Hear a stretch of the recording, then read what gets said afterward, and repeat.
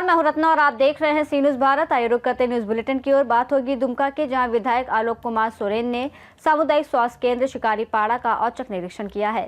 साथ ही बात होगी जांजगीर की, जहां पुलिस ने लूट की घटना कारित करने वाले आरोपी को कुछ ही घंटों में गिरफ्तार कर लिया। तमाम खबरों पर विस्तार से चर्चा करेंगे। मौरासा के शासकीय कन्या उच्चतर माध्यमिक विद्यालय में वार्षिक गतिविधियों के पुरस्कार वितरण और कक्षा 10 और 12 की छात्राओं की विदाई समारोह आयोजित किया गया, जिसका शुभारंभ मां सरस्वती पूजन से हुआ। मुख्य अतिथि नगर परिषद अध्यक्ष संजय कुमार जोशी और विशेष अतिथि उपाध्यक्ष जय सिंह राणा ने छात्राओं को बोर्ड परीक्षा में उत्कृष्ट अंक प्राप्त करने पर बधाई दी और मेहनत और लगन के महत्व पर जोर दिया।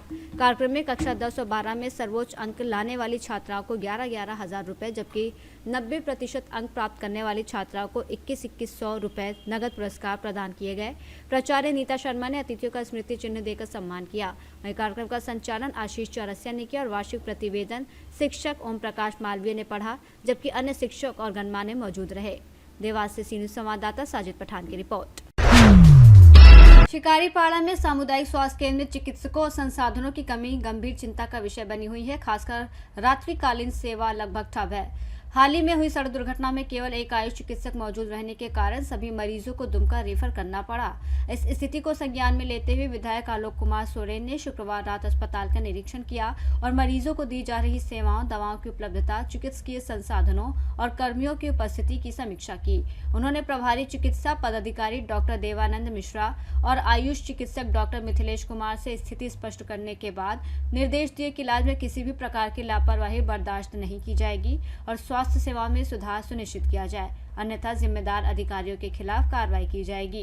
विधायक ने कहा कि सरकार की प्राथमिकता है कि ग्रामीण और दूरदराज क्षेत्रों को गुणवत्तापूर्ण स्वास्थ्य सुविधा उपलब्ध हो। इस तरह का कोई भी पेशेंट आता है उसको तुरंत यहाँ रेफर कर दिया जाता है। यहाँ क्या कोई व्यवस्था नहीं है क्या? CHC शिकारीपाड़ा में हम औचक निरीक्षण में आए और जो देखें, एक दो डॉक्टर साहब मिले, एक आयुष डॉक्टर थे, एक MBBS जो डॉक्टर थे, नर्स जो मिली, पेशेंट मुझे नहीं मिला। तो यही ये देखने वाली बात है कि हॉस्पिटल है, हॉस्पिटल और इतना बड़ा शिकारीपाड़ा है, हमको पेशेंट नहीं मिला। ये थोड़े मेरे लिए थोड़ा सोचने वाली बात है कि कैसे ऐसे है कि पेशेंट नहीं है।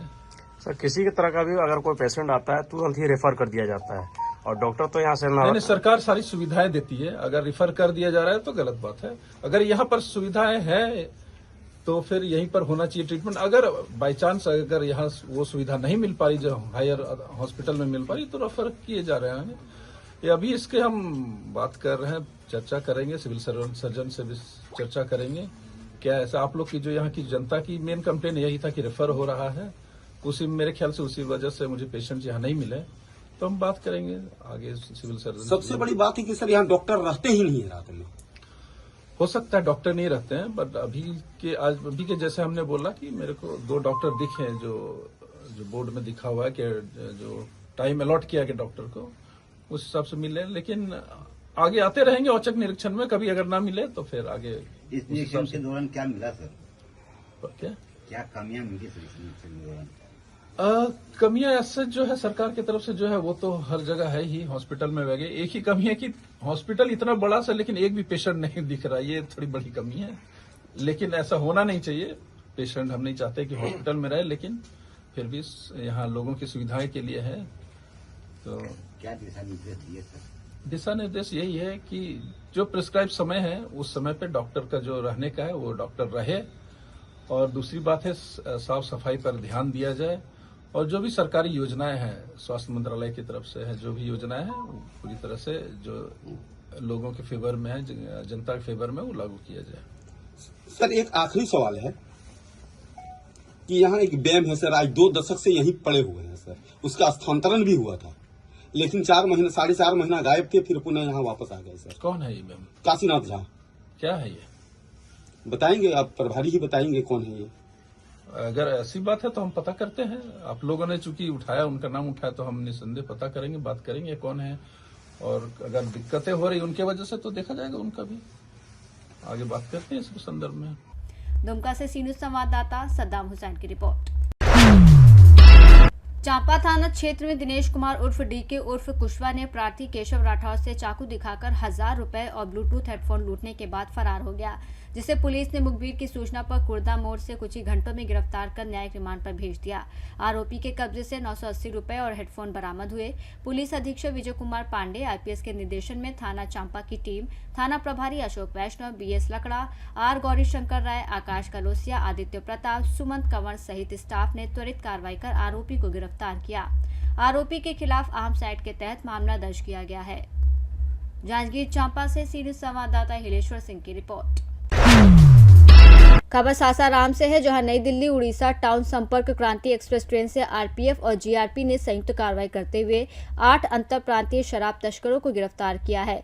गिरफ्तार तस्करों के पास से 8 अलग अलग पिट्ठू बैग में रखे हुए 108 लीटर अंग्रेजी शराब बरामद की गई, जिसकी अनुमानित कीमत 1,08,000 रुपए से अधिक बताई जा रही है। आरपीएफ को गुप्त सूचना मिली थी कि ट्रेन संख्या 12820 से 8 लोग शराब लेकर गया जी जा रहे हैं। चूंकि सासाराम रेलवे स्टेशन पर इस ट्रेन का नियमित ठहराव नहीं है, इसलिए वरीय मंडल सुरक्षा आयुक्त से अनुमति लेकर सुरक्षा नियंत्रण कक्ष के माध्यम से ट्रेन का 2 मिनट का ठहराव कराया गया और इसके बाद ट्रेन को रोककर सभी 8 तस्करों को गिरफ्तार किया गया। गिरफ्तार आरोपियों की पहचान आदित्य, बादल कुमार, शिवम, रोहित, सन्नीराज, विकास, बिट्टू कुमार और पिंटू कुमार के रूप में हुई है, जो सभी गया जिले के निवासी हैं। रेलवे में ऑपरेशन सतर्क के तहत विशेष जांच अभियान लगातार चलाया जा रहा है। बात हुआ कि गाड़ी संख्या 12820 नई दिल्ली उड़ीसा संपर्क क्रांति एक्सप्रेस में जो है कुछ लोग जो है ट्रेन में वो शराब लेके चढ़े हैं और गया उतरने वाले हैं। उस सूचना पर जो है आरपीएफ और जीआरपी टीम, साथ ही आरपीएफ की टास्क टीम सासाराम में गाड़ी को रुकवाया गया और गाड़ी को चेक करके जो है 8 व्यक्तियों को उनका बैग सहित जो है यहाँ उतारा गया, जिसमें काफ़ी मात्रा में दारू थे और सबको जो उतार के यहाँ जीआरपी को हैंडओवर कर दिया गया है। रोहतास से सीनियर संवाददाता पंकज कुमार की रिपोर्ट। बुलेटिन में फिलहाल इतना ही। देश और दुनिया की तमाम बड़ी खबरों के लिए आप देखते रहिए सी न्यूज़ भारत।